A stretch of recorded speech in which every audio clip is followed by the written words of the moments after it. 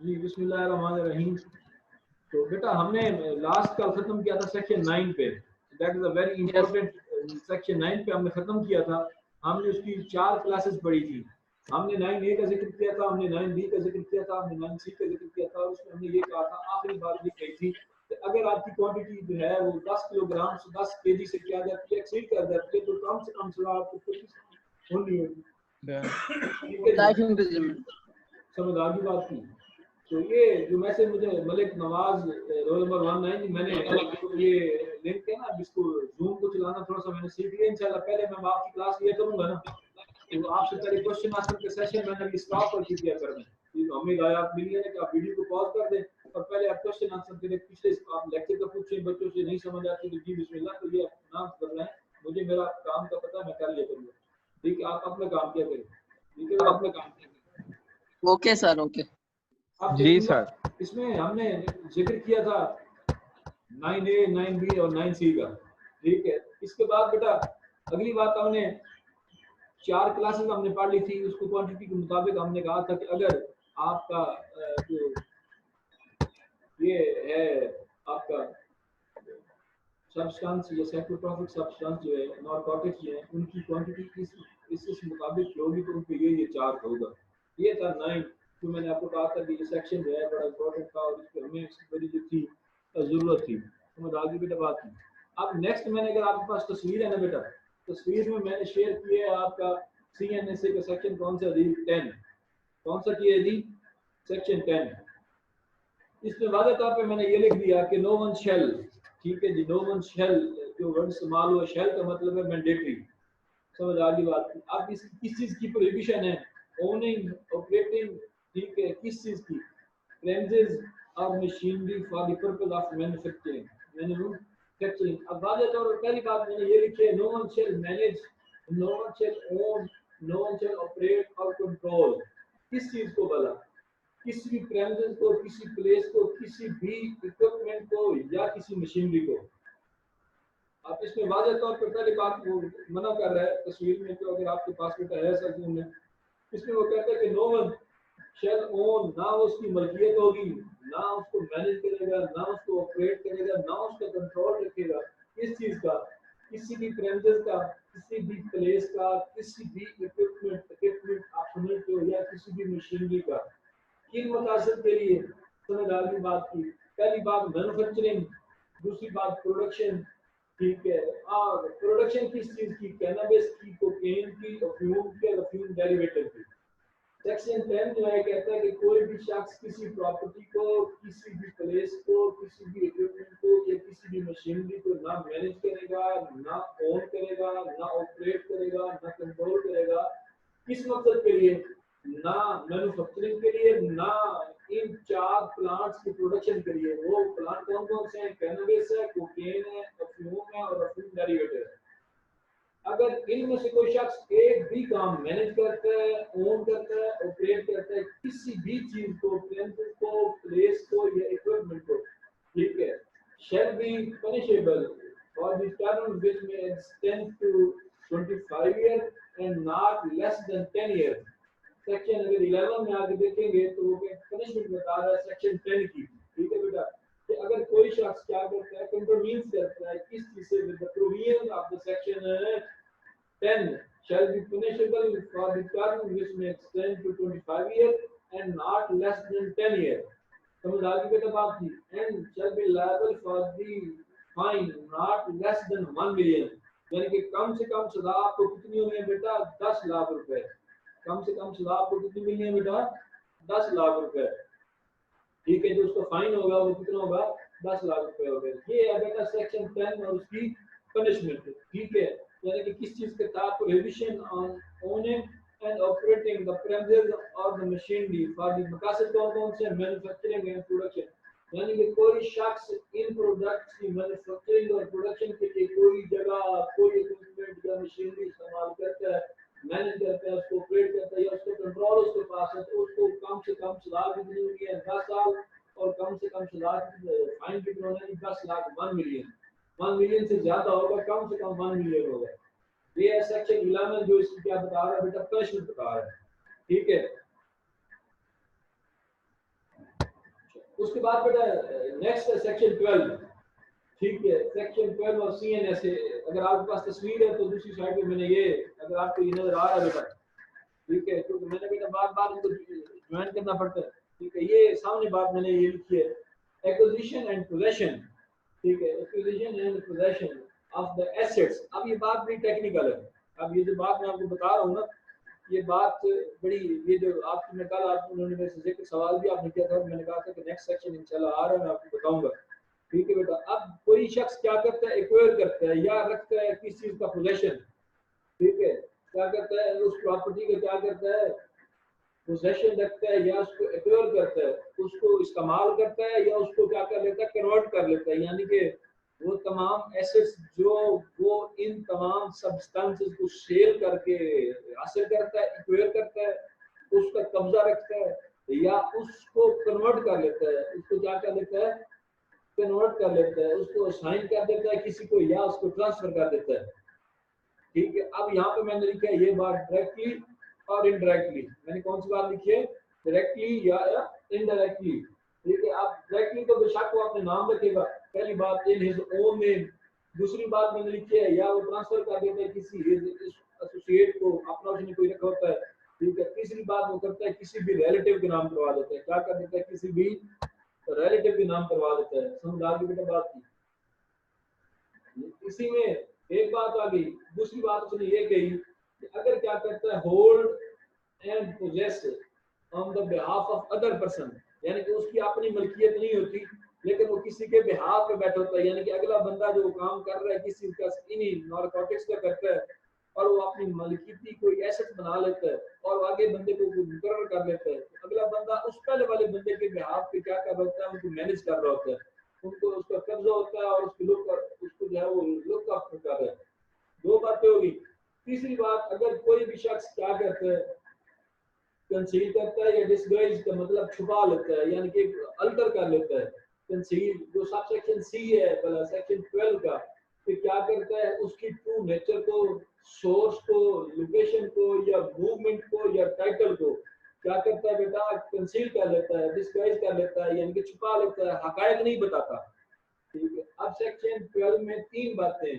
समझ आ गई बेटा बात की, कि पोजेशन है, एक्विजिशन है, यूज है, कन्वर्जन है, या उसको असाइन करता है या ट्रांसफर कर देता है डायरेक्टली या इनडायरेक्टली, अपने नाम रखता है या किसी एसोसिएट को दे देता है या अपने किसी रिश्तेदार को दे देता है। पहली बात ये है, यानी कि अगर कोई भी शख्स किसी प्रॉपर्टी को क्या करता है, डायरेक्टली इनडायरेक्टली एक्वायर करता है, उसकी पोजेशन अपने पास रखता है या अपने किसी एसोसिएट को दे देता है या अपने किसी रिश्तेदार को दे देता है। समझ आ गई बेटा बात की। ये है सब सेक्शन 1। सब सेक्शन 2 में ये कहता है कि वो ये तमाम प्रॉपर्टी जो है वो किसी और के बिहाफ पे अगर एक्वायर करता है, ठीक है, उसको होल्ड करता है, इसको पोजेशन करता है, तब भी ये ऑफेंस है। तीसरी बात ये कहता है कि ये कंसील करता है किस चीज को, डिस्गाइज करता है किस चीज को, ट्रू नेचर जो सही उसकी बतानी थी उसको छुपाता है, सोर्स जो है वो उसको छुपा लेता है, सही लोकेशन जो है उसको कंसील करता है, उसकी मूवमेंट को कंसील करता है, जो टाइटल है उसको कंसील करता है। तो इसकी सजा बताई गई है सेक्शन 13 में। नाम बताई गई है सेक्शन 13 में। Such offender who contravenes the provisions of section 12 shall be liable for the term which may extend to 14 years and not less than 5 years. अब जो शख्स सेक्शन 12 के तमाम प्रोविजन जो तीन हमने पढ़े हैं उनमें से एक की भी अगर क्या करता है, वायलेशन करता है, shall be liable for the term which may extend to 14 years and not less than 5 years. ठीक है, पहली बात ये है। दूसरी बात वो कहता है फाइन। अब इसमें जो फाइन है ये that is different from previous provision. तो कहता है सेक्शन 12 में वो जिस चीज को कंसील कर रहा होता है, जिस एसेट को क्या कर रहा होता है, कंसील कर रहा होता है, छुपा रहा होता है, तो जितनी उस एसेट की मार्केट वैल्यू होगी ना, जो उसकी कीमत होगी, ठीक है, अब सपोज आपके एसेट है 10 लाख का, तो यहाँ पे कोर्ट के पास इख्तियार है कि वो आपको फाइन करेगी 10 लाख का। वो आपको फाइन करेगी किस चीज का जी, 10 लाख का। और तीसरी सजा उसमें बताई गई है कि द सच एजेंसी और कोर्ट कैन फोरफीट, लेकिन फोरफीचर यहाँ पे इख्तियार है फेडरल गवर्नमेंट के पास। यानी कि वो जो तमाम एसेट्स होंगे ना, वो फेडरल गवर्नमेंट क्या कर लेगी उनको, यानी कि जब वो उनको सीज किया जाएगा, उनको फोरफीट किया जाएगा, तो वह हक फेड वफाकी हुकूमत के जाएंगे। समझ आ गई बेटा बात की। अब सेक्शन 12 की वायलेशन की जो सजा है वो कहाँ पे दी हुई है बेटा? आपके सेक्शन 13 में। कहाँ दी हुई है? सेक्शन 13 में। अगर कोई शख्स क्या करता है जी, आपके सेक्शन 12 को कंट्रवीन करता है ना, सेक्शन 12 की वायलेशन करता है, ठीक है, shall be liable under the section जो है आपका 13। इसमें 3 किस्म की सजाएं बताई हुई हैं बेटा। 14 साल है मैक्सिमम और कम से कम है 5 ईयर, ठीक है। उसके बाद है उसके जो फाइन होगा, फाइन जितने उसके एसेट्स होंगे ना उसके मुताबिक फाइन होगा। तीसरी बात ये कि फोर फीचर है कि वो जो उसकी प्रॉपर्टी है उसको क्या कर लिया जाएगा? फोर फीस कर लिया जाएगा। समझ आ गई बेटा बात की। तो ये 3 सजाएं हैं जो काम बताई गई हैं आपकी सेक्शन है आपके 13 में, about the violation of the provisions of the section 12 under this act. अच्छा, इसके बाद बेटा नेक्स्ट सेक्शन जो है इसमें सेक्शन 14 है, यानी कि अगर कोई शख्स क्या करता है, एड करता है। अब लिख लो नंबर 1, ठीक है, no one shall be allowed with in Pakistan और आउटसाइड द पाकिस्तान, ठीक है, टू एसोसिएट, कंस्पायरेसी लिख लो, एसोसिएट लिख लो, कंस्पायरेसी टू कमिट और attempt to commit, aid, abet और फैसिलिटेट, यानी कि इन तमाम में से कोई एक भी कोई करता है ना, इन तमाम में से जी कोई एक भी करता है ना वायलेशन, कोई एक एक्ट भी करता है, shall be liable for the term which में। अच्छा बेटा, ये जो अभी हमारे ये दोस्त आए हैं ना जी, ये HC साहब, तो इनसे मेरी गुजारिश है जी, ये आप अपना बना लें जी। तो अपना मैं आपको ये HC साहब, HC जिन्होंने मुझे ज्वाइन किया इस नाम से, तो आपसे गुजारिश है कि अपना ये नाम और अपना रोल नंबर के जरिए मुझे ऐड करो। मैंने आपको कर लिया लेकिन मैं आपको रिमूव कर रहा हूँ जी। अच्छा, इसके बाद नेक्स्ट जो हम शुरू कर रहे थे सेक्शन 14 के प्रोहिबिशन, कि ना कोई शख्स इसको एड प्रोवाइड कर सकता है, ना कोई अबेटमेंट कर सकता है, ना कोई इसको एसोसिएट कर सकता है।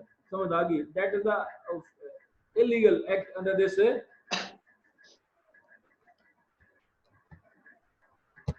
अब इसमें लिखा हुआ है no one shall be allowed with the द पाकिस्तान, ना पाकिस्तान के अंदर ना पाकिस्तान के बाहर, ठीक है। ना आप किसी को क्या कर सकते हो, एड प्रोवाइड कर सकते हो, ना कोई साजिश का कंस्पिरेसी नहीं कर सकते किस चीज के लिए, to commit an offence under this act, attempt to commit, aid, abet, facilitate, incite, incident कहते हैं। अच्छा, उसके बाद ना ही आप इंड्यूस कर सकते हो, ठीक है, ना ही आप उसको क्या कर सकते हो, काउंसल, यानी कि ना ही आप उसको मशवरा दे सकते हो। किसके लिए? For the commission of offence which is punishable under this act with in Pakistan और आउटसाइड द पाकिस्तान। अब पहली बात आप लेफ्ट साइड पे लिख लो, no one shall be allowed with in Pakistan और आउटसाइड द पाकिस्तान, ठीक है, टू एड, ठीक है, to aid, incite, conspire to commit और अटेम्प्ट टू कमिट, ठीक है, अबेट, फैसिलिटेट और इंसाइटेशन और इंड्यूस और काउंसल। समझ आ गई बात की बात?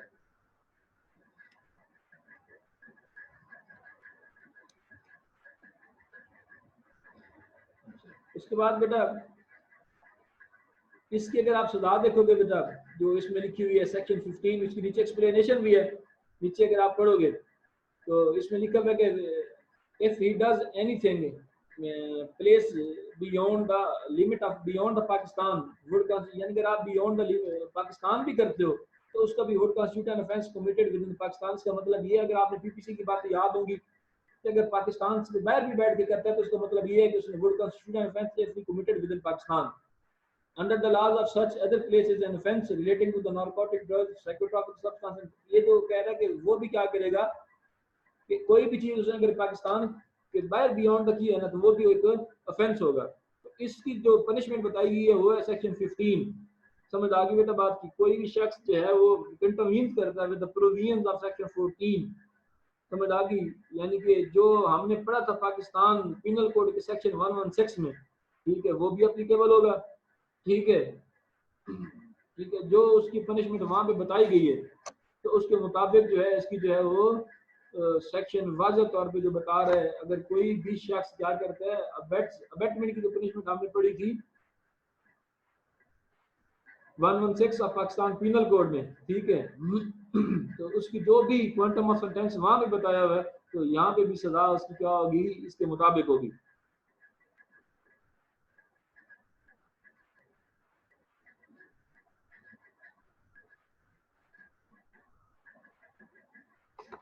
जी बेटा, अब मेरे पास टाइम रह गया आपका 6 मिनट 7 मिनट और 52 सेकंड ही। तो मैं आप सबको अब कर रहा हूँ अनम्यूट जी। आप कोई भी क्वेश्चन पूछना चाहते हो जी बिस्मिल्लाह, वन बाय वन अपने हैंड रेज करते जाओ और आप सवाल पूछ सकते हो जी। जाजेब अलवी, बेटा ये एहसान अहमद आपके पास ऑप्शन है, आपने मुझे खुद अनम्यूट करना है, मैंने आपको कर दिया जी। सर अभी ना पिछले दिनों में हमारे हुए इधर रेड, जी जी वो ना एक हाथे में जो मंशियात फरोश था वो सो रहा था जी, ठीक है, तो उन्होंने रेड कर कर उस पर 9C लगा दी है। ठीक है। तो सर ये हाउस ट्रेस पास में आएगा या नहीं आएगा? नहीं, हाउस ट्रेस पास में क्यों आएगा बेटा? आप सीआरपीसी पढ़ी है? सर पढ़ रहे हैं अभी। सीआरपीसी पढ़ी है, 46 से लेके 49 सेक्शन आपको पढ़ना है, 47, 47, 48, 49, 50 कि वो घर में दाखिल हो सकता है, उसका घर में वरना वो विंडो तोड़ सकता है, वो दरवाजे तोड़ सकता है। तो ये मेरा चैप्टर नहीं है, वो अरेस्ट का चैप्टर है, that is the procedural law, that is not substantive law. ठीक है सर, ये अरेस्ट वाला चैप्टर 46 से आप पढ़ लीजिए, 49 सेक्शन आपकी बात का जवाब। ठीक है बेटा? जी sir, thank you sir. Sir ये आपने सेक्शन 12, सर आपने सेक्शन 12 के अंदर एसिड की बात की है, तो वो कौन से एसिड्स हैं? मतलब किसी भी किस्म के एसिड्स हो सकते हैं? जो आप छुपाते हो, जो आप बनाते हो इसके गंदे से। ट्रांसफर सर ये सेक्शन 10 में है कि उसमें दिया हुआ है कि जी वो save according with the condition of licence. इसका सर समझ नहीं लगी कि वो प्रोहिबिशन कर रहा है। आपको बता दिया था अगर आपके पास लाइसेंस है, आपके पास लाइसेंस है तो फिर आपको कोई नहीं पूछेगा। सर ये सेक्शन 14 में आपने जो पनिशमेंट बताई है सेक्शन 15 में, इसकी समझ नहीं आई है बेटा जी। इसकी सलाह वो पाकिस्तान पीनल कोड के सेक्शन 116 में दी हुई है सर। 9C की सेंटेंस पॉलिसी क्या है जी? 9C की सेंटेंस पॉलिसी क्या है सर? फॉर एग्जांपल जी सर, फॉर एग्जांपल मिसाल दो ना आप। सर पिछले दिनों आसू सईद खोसा की जजमेंट भी आई हुई थी कि एक्सेप्शनल केस में 9C पे वो जमानत भी हो जाती, बेल ग्रांट भी जी हो जाती है। मेरी एक बात याद रखना, 496 से लेकर 498 सीआरपीसी तक बेल को डील करते हैं, और टोटली जो बेल होती है that is discretionary power of the court. Bail तो फिर कातिल को भी हो जाती है बेटा, बेल तो कातिल को भी हो जाती है, फिर जिसने कत्ल किया होता है, रेल ऑफेंडर होता है, उसको भी कोर्ट ग्रांट कर देती है। ठीक है, बेल बेल ये तो आपके दलाइल पे डिपेंड करता है, आपके आर्गुमेंट से जाती है। आप कह रहे हो मैटर ऑफ फैक्ट बनती है, फर्दर इंक्वायरी बनती है, ये तो ग्राउंड से सीआरपीसी में that is the procedural law. जी सर, किसी सब्सटेंटिव में किसी ऑफेंस की समझ नहीं आई, किसी की सजा की समझ नहीं आई, तो मैं खादिम माला पंजाब तो प्रोसीजर के सवाल मेरे से। जी sir, okay sir, okay, thank you sir. Thank you sir. जी और जी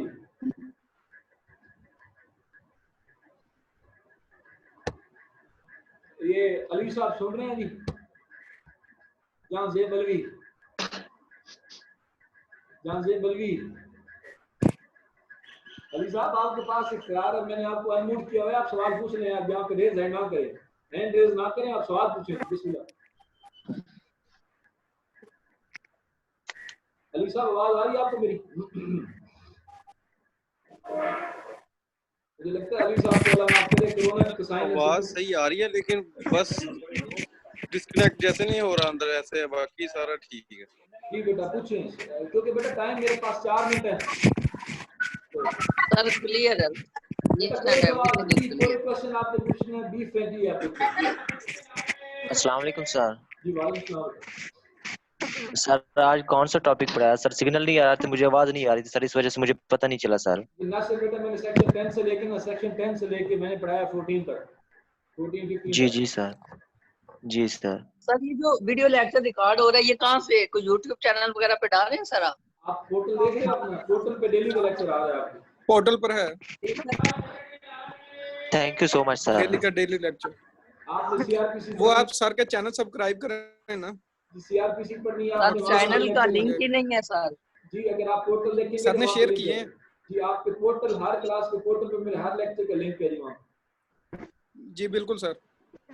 अगर आप पोर्टल देखेंगे तो आपने Thank you, sir. सीआरपीसी पढ़नी है, सीपीसी पढ़नी है, जितने मेरे लेक्चर्स हैं आप सुन सकते हो वहाँ से।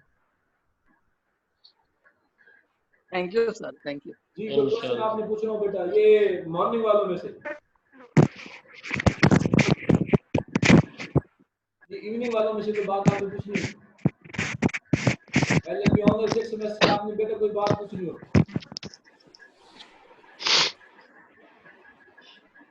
बेटा, किसी बात की समझ ना आई हो,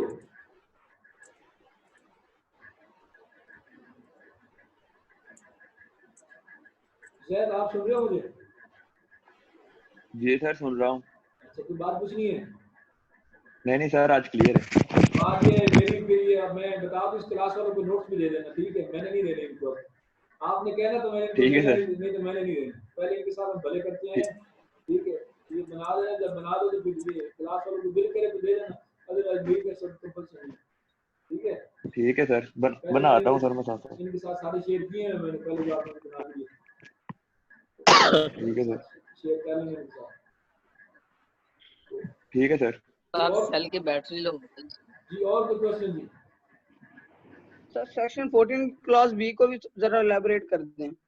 14 सेक्शन 14 की क्लॉज बी। क्लॉज बी ये कहता है कि अगर यही ऑफेंस बियॉन्ड द पाकिस्तान है ना, ये भी एक ऑफेंस को कमिट कॉन्स्टिट्यूट करेगा, उससे मुराद भी एक ऐसा ऑफेंस है जो कमिट हुआ है विद इन पाकिस्तान।